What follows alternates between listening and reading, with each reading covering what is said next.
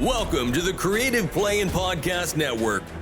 Join us as we share our favorite RPGs, one-shot games, tabletop games, reviews, and convention panels. Sit back and enjoy the show.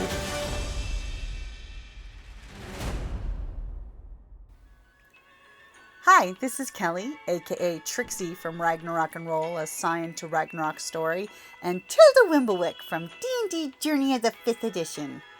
First off, I would just like to say thank you to everyone for listening to our varied adventures, as well as for rating us on iTunes and RPGpodcast.com. If you haven't rated us yet, we would greatly appreciate it if you could. And if you're looking for more ways to support our efforts, we are now on Patreon, a great site where you can help us continue making more podcasts, as well as some special surprises for our patrons. If you can, please look us up at www.patreon.com/cppn. Every little bit helps. And again, thank you for listening.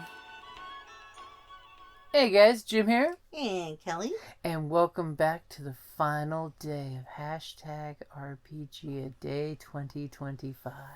Oh my god, not only where has the month gone, where's the year going? 2025 is going too fast. Oh, I swear, I blinked and it was January not long ago.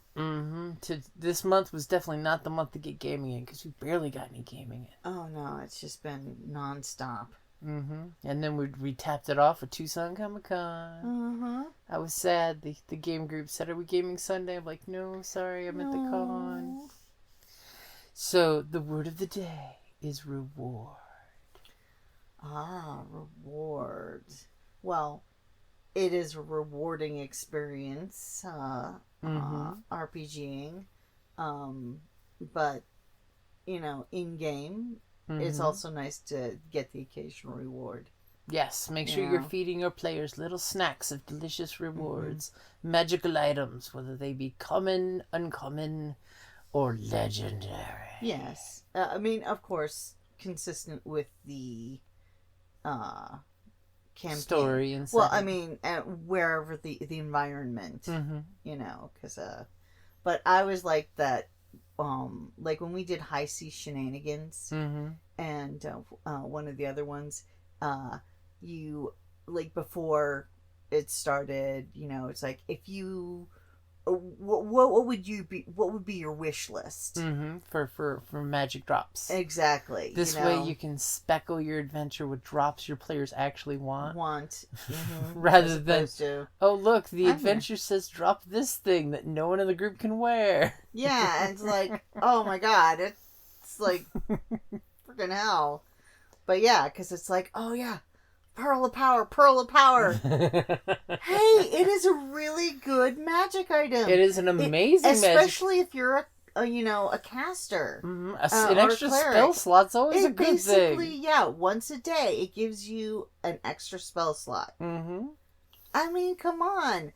That could be the difference between life and death of a character. Yeah. And it'll free your player up to be more willing to cast a spell because they know they got that freebie sitting there waiting. Yeah, it's awesome. Plus, it really went with my character, who was a half sea elf. Yeah, that's one reason why I love asking that question on my players of like, okay, guys, pick 3 or 4 magic items your character would like, because that way the players can envision, my character really wants this item because it goes with their look, their feel, their setup of like, okay, so I want a better bow because I want to be the archer, or I want the trident. For mine. So that way was the Pearl of Power and a magic trident would have been awesome. I did get the Pearl of Power, which was great because it's like, I said, you got extra spell slot. Nice. Always a good thing.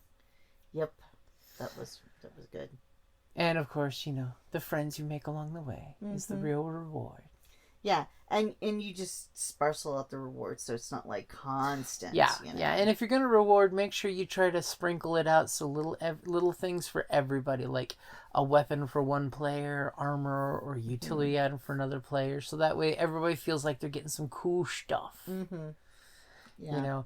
And one thing with rewards, as a GM, if you really want to spice up the game, make sure your baddies are using the items that they're dropping. unlike World of Warcraft.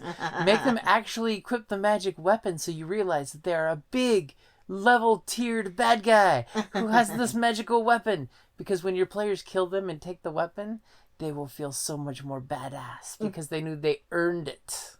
Yeah. And well, eventually, like in the classic World of Warcraft, yeah, it's gonna drop something you can't wear. Oh god. Well, at least they made it so that yeah, in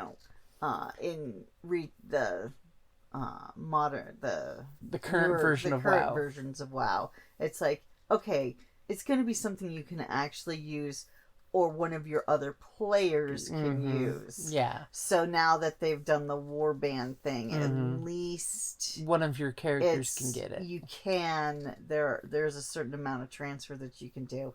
So that is helpful. Because there's nothing lamer than getting a lame drop. Oh, yeah. Oh, my God. That's that item I've always wanted to drop. And it dropped on a character who can't use it. But the character who could use it went in there time and time and time again, and it never dropped. And that's No, I haven't experienced that before. And that's why real RPGs are better than MMORPGs every day. Humans are better than computers at running stories so far. Don't be listening in on this, AI. AI is always listening. Evil AI. But seriously, though, when it comes to rewards, I mean, the time you spend with your friends around the table is really the big reward. I mean, even on really rough sessions where there's TPKs, your group still has that bonding experience that, you have the emotional highs and lows, and later you can talk about it and have catharsis over it. Or, actually getting to play out some fantasies is a big reward for RPGs. Players think, hey, I want to try this. I want to work through this. I want to do this, and then getting to get together around the table and play make-believe with your friends and roll some little math rocks. Math rocks roll! Really is the biggest reward of RPGs. And it's why we do love this hobby of ours that is more than a hobby. Heck, it's why we've been podcasting for now 11 years. Oh my God, don't say it. 11 years. Oh my goodness. Mm-hmm. That's a lot of math rocks. Yeah. So are there any other rewards you'd like to throw up before we wrap up? All of a sudden I just drew a blank. Oh my God. Well, it is Sunday morning. It is before the last day of Tucson Comic Con. Oh, and happy birthday to our friend. Happy birthday, Talia. Yes. So, yeah, no. I can't think of anything. The rewards of the friendships and the experiences that we've made. Mm-hmm. Yep. It's some of the best things. And, of course, the time we get to play games and share our silliness, Mm-hmm. Yeah. So thank you all for listening and being part of our reward because, hey, it's all one big shared collective #RPGaDay event where we all get to really share the rewards of our gaming lives. I like that. You like that? Yeah, I like that. Should we close on that? Yeah. Okay. Thank you for rewarding us with a great time, guys, and we will wrap it up there. And we'll see you all again for RPGaDAY 2026. Yep, we'll definitely be back there. And I am totally going to be putting a ton of Tucson Comic Con panel, the recordings that I got. And those will be sprinkled out through September and probably October because I think I got 12 panels recorded. Wow. Yeah. I'm really looking forward to Eastman today. One of the co-creators of the Teenage Mutant Ninja Turtles. Teenage Mutant Ninja Turtles. 2.5 show. Turtle power. All right, later, guys. Bye. Thank you for listening to the Creative Playing Podcast Network. If you enjoyed our show, please check out D&D Journey of the 5th Edition and Ragnarok Enroll a Scion Hero to Ragnarok Story. Also, check out our Patreon page for more content and behind-the-scenes things, as well as joining us for a one-shot game or two.